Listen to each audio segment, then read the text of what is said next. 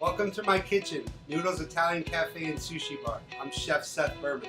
Today what I want to talk to you about is our made from scratch risotto, which is not that difficult even though it can seem like a scary prospect. You can do that here in my kitchen with me on film, and then you can take that and make it at home. And then in the future episodes coming up, I'm going to show you how to turn this risotto into a few other dishes. So I got some great things lined up for you. So what we're starting out with is arborio rice. It's a large whole grain rice that's thicker than your normal rice. And what it does is it has a lot of extra starch in it. By cooking it slowly, you're releasing the starch. Very interesting point about this today is it's great for all you gluten-free and celiac people out there. So you don't think too much about rice being celiac or gluten-free, but it is. So risotto is a great gluten-free dish. So I'm going to show you a few dishes in the future episodes how to make gluten-free risotto. So to start, we have our chicken stock going. It's a homemade chicken stock, low sodium. We make it here in the restaurant. Vegetables, chicken bones, and chicken meat. And we turn it into a stock. So the first step you want to do is have that chicken stock boiling.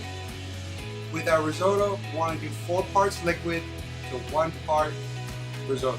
Okay, so 4-to-1 ratio. 2 tablespoons of butter is going to go in there. Now we're going to dice the onion really fine. Not too much, probably about 2 tablespoons. Right into the olive oil and the butter.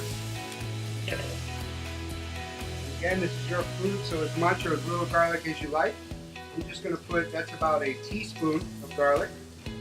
You turn down the chicken stock because I don't want it to boil down too much and disintegrate. Dissipate, I guess is the right word. So now,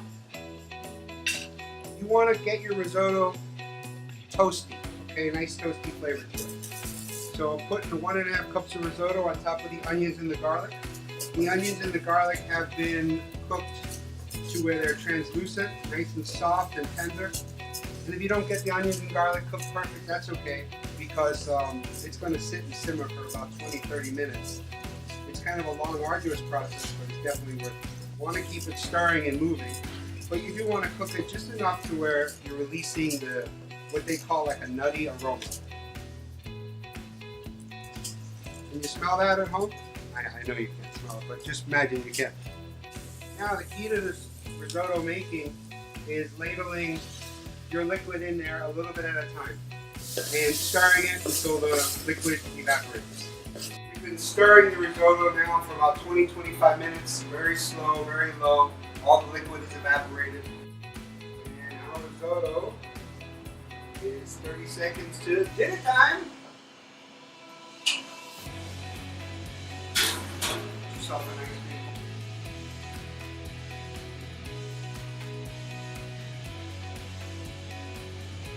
You don't have to just dump it on the plate. You can shape it, you can mold it, you can buy a little pink ring mold. Do a little more parsley. And then this is our shaved Parmesan cheese, goes right over the top.